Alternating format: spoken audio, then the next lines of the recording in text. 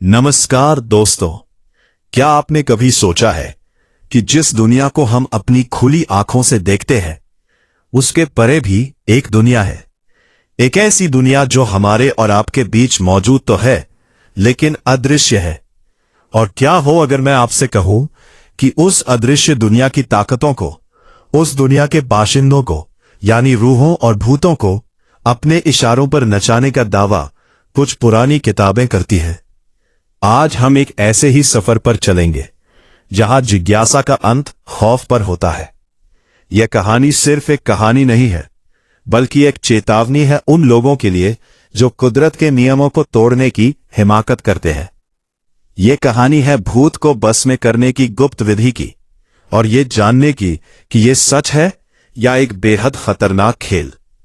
तो चलिए रोशनी बुझा दीजिए और अपने दिल की धड़कनों को थाम लीजिए, क्योंकि अब हम उस अंधेरे में कदम रखने वाले हैं जहां परछाइयां बोलती है। बात आज से कुछ साल पहले की है, जब बनारस के पुराने घाटों के पास एक जर्जर हवेली में रहने वाले विक्रम नाम के एक युवक को पुरानी चीजों को जमा करने का शौक था। विक्रम कोई तांत्रिक या अघोरी नहीं था, वह एक साधारण इतिहास का छात्र था। पुरानी लिपियों और भूल बिसरी किताबों में दिलचस्पी थी। उसे लगता था कि पुराने पन्नों में दुनिया के वो राज छिपे हैं जिन्हें आधुनिक विज्ञान ने नकार दिया है। एक दोपहर जब वो कबाड़ मार्केट में एक रद्दी वाले की दुकान छान रहा था, तभी उसकी नजर एक गहरे लाल रंग के कपड़े में लिपटी हुई एक किताब पर पड़ी। वो किताब सामान्य नहीं थी, उसका जिल्द चमड़े का बना था, शायद जानवर के या फिर कुछ और उस पर उकेरे गए शब्द संस्कृत और पाली भाषा के मिश्रण में थे। किताब का नाम था छाया बंधन। दुकानदार ने विक्रम को अजीब नजरों से देखा और कहा कि बाबूजी, यह किताब शापित है, इसे जो ले गया वो कभी वापस नहीं आया। लेकिन विक्रम की तर्क शक्ति ने इस चेतावनी को एक अंधविश्वास मानकर अनसुना कर दिया। उसने वो किताब खरीदी और अपने घर ले आया। उस रात बाहर मूसलाधार बारिश हो रही थी और कमरे के अंदर विक्रम उस किताब के पन्ने पलट रहा था।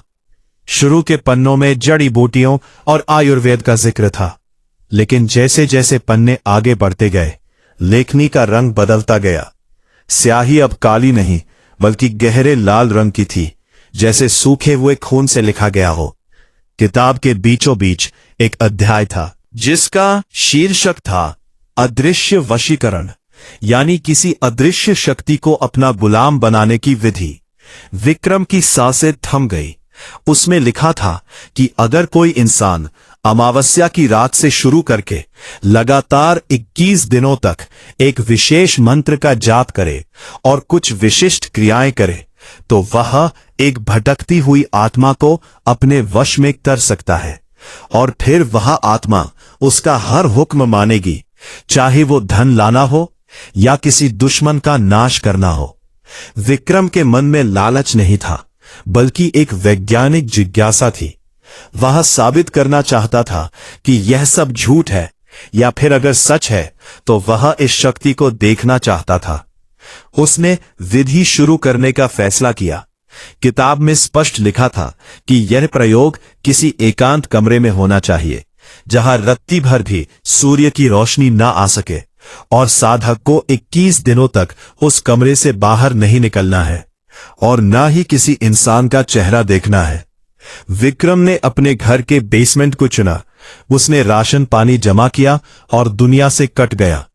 पहली रात उसने किताब में दिए गए निर्देशों के अनुसार कमरे के चारों कोनों में मिट्टी के दिए जलाए और बीच में बैठकर मंत्र का उच्चारण शुरू किया। मंत्र की भाषा अजीब थी, कठोर और डरावनी। उच्चारण करते ही उसे लगा जैसे हवा का तापमान गिर गया है, लेकिन कुछ खास नहीं हुआ। उसने सोचा ये सब बकवास है, लेकिन उसने रुकने का नाम नहीं लिया। 3 दिन बीत गए। चौथे दिन की रात को विक्रम को पहली बार कुछ महसूस हुआ। जब वह मंत्र पढ़ रहा था तो उसे लगा कि कमरे के कोने में जहां अंधेरा सबसे गहरा था वहां कोई खड़ा है। उसने सर घुमाकर देखा तो वहां कुछ नहीं था, सिर्फ दीवार थी। लेकिन जैसे ही उसने वापस किताब पर नजर गड़ाई, उसे अपनी गर्दन के पीछे किसी की गर्म सांसें महसूस हुई। विक्रम घबरा गया। उसने तुरंत पीछे मुड़कर देखा, लेकिन कमरा खाली था। उसने खुद को समझाया कि यह सिर्फ अकेलेपन और नींद की कमी का असर है।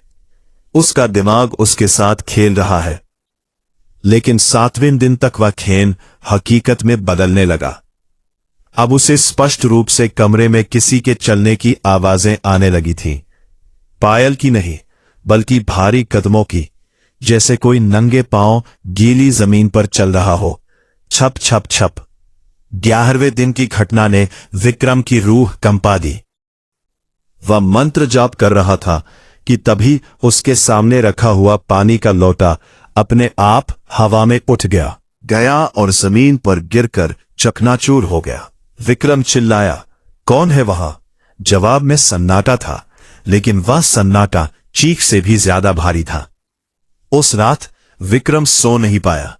उसे लगा कि उसके बिस्तर के नीचे कोई है जो बार बार उसके गद्दे को खुरच रहा है। अब जिज्ञासा डर में बदल चुकी थी। उसका मन कह रहा था कि सब छोड़कर भाग जाए, लेकिन किताब के आखिरी पन्ने पर एक चेतावनी लिखी थी, जिसे उसने पहले नजरअंदाज कर दिया था। विधि को अधूरा छोड़ने का परिणाम मृत्यु से भी भयंकर होगा, क्योंकि जिस शक्ति को आपने बुलाया है वह बिना बंधन के आजाद हो जाएगी और सबसे पहले आपको अपना शिकार बनाएगी। विक्रम फंस चुका था। न वह पीछे हट सकता था, न आगे बढ़ने की उसमें हिम्मत थी। 15वें दिन विक्रम की हालत आगलों जैसी हो गई थी। उसके बाल बढ़ गए थे, आंखें लाल थीं और वह खुद से ही बातें करने लगा था। उसे अब परछाइयां साफ दिखाई देती थीं, कभी दीवार पर रेंगती हुई, कभी छत से उल्टी लटकी हुई। वह आकृति किसी इंसान की नहीं थी। वह धुएं और अंधकार का एक पुतला था, जिसकी आंखें नहीं थी, बस 2 खाली गर्दे थे जो विक्रम की आत्मा को घूरते रहते थे। 18वें दिन उस साये ने पहली बार बात की आवाज विक्रम के कानों से नहीं, बल्कि उसके दिमाग के अंदर गूंजी एक भारी और कर्कश आवाज। तुम मुझे क्यों बांधना चाहते हो विक्रम? विक्रम ने कांपते हुए कहा, मैं बस जानना चाहता था कि तुम सच हो या नहीं। वो साया हंसा। उसकी हंसी सूखी पत्तियों के कुचलने जैसी थी। सच और झूठ के परे भी बहुत कुछ है। तुम मालिक बनना चाहते थे, लेकिन तुम खुद एक पिंजरे में हो। 21वीं और आखिरी रात आ गई थी। ये रात सबसे भयानक होने वाली थी। विधि के अनुसार आज उसे अपनी अनामिका उंगली से रक्त की एक बूंद उस दिए में डालनी थी जो मंडल के बीच में जल रहा था। जैसे ही विक्रम ने सुई चुभोकर खून की बूंद टपकाई, आग की लपटें नीली हो गईं और कमरे में सड़े हुए मांस की बदबू फैल गई। वो साया अब पूरी तरह से ठोस हो चुका था। वो विक्रम के ठीक सामने बैठा था। उसका आकार अब विशाल हो गया था। कमरे की छत को छूता हुआ साया ने कहा, विधि पूर्ण हुई। अब मैं तुम्हारे वश में हूं। बोलो, क्या हुक्म है मेरे आका? विक्रम को अपनी जीत पर यकीन नहीं हुआ। उसे लगा उसने कर दिखाया। उसने कांपती आवाज में कहा, मुझे दौलत चाहिए, बहुत सारी दौलत। साये ने सिर हिलाया, तथास्तु, लेकिन हर चीज की एक कीमत होती है। अगले ही पल साया धुएं में बदलकर विक्रम के सीने में समा गया। विक्रम को एक झटका लगा और वह बेहोश हो गया। जब उसकी आंख खुली तो सुबह हो चुकी थी। बेसमेंट का दरवाजा खुला था। वह बाहर आया तो देखा उसका घर वैसा ही था, लेकिन कुछ बदल गया था। उसे हर चीज में एक अजीब सी नकारात्मकता दिख रही थी। कुछ ही दिनों में विक्रम को अचानक कहीं से गड़ा हुआ धन मिला, जैसा उसने मांगा था। उसकी किस्मत बदल गई। वह अमीर हो गया, लेकिन उसके साथ ही उसका बर्ताव बदलने लगा। वह अब विक्रम नहीं रहा था। उसे दिन की रोशनी से नफरत होने लगी थी। वह अंधेरे कमरों में बैठा रहता और खुद से बातें करता। उसके दोस्तों और परिवार ने उससे दूरी बना ली। क्योंकि जो कोई भी उसके पास जाता उसे विक्रम के पास एक काले साए का एहसास होता। उसे अजीब दुर्घटनाओं का सामना करना पड़ता। असल में हुआ यह था कि विधि ने उस भूत को विक्रम के वश में नहीं किया था, बल्कि उस भूत ने विक्रम के शरीर को अपना घर बना लिया था। छाया बंधन किताब एक धोखा थी। वह इंसानों को लालच देकर बुलाने का एक शोभा किया था, जरिया थी, ताकि भटकती हुई बुरी आत्माएं उस विधि के जरिए इस दुनिया में प्रवेश कर सके और किसी शरीर पर कब्जा कर सके। विक्रम अब बस एक जिंदा लाश था जिसके अंदर वह शैतानी शक्ति राज कर रही थी। वह धन, वह शोहरत सब एक छलावा था।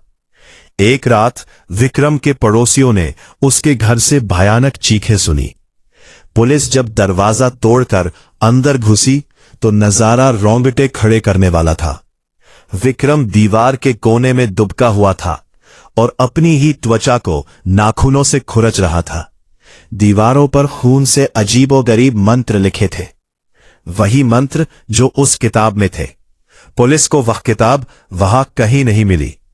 ऐसा लगता था कि वह किताब अपना काम करके किसी और शिकार की तलाश में गायब हो चुकी थी। विक्रम को पागल खाने भेज दिया गया, जहां वह आज भी एक ही बात दोहराता है, वह गुलाम नहीं, वह मालिक है। उसे मत बुलाना, उसे मत बुलाना।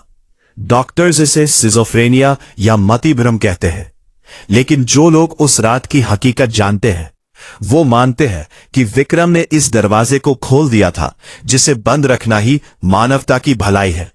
दोस्तों, हमारे बुजुर्ग हमेशा कहते आए हैं कि तंत्र मंत्र और ऊपरी हवाओं के चक्कर में नहीं पड़ना चाहिए।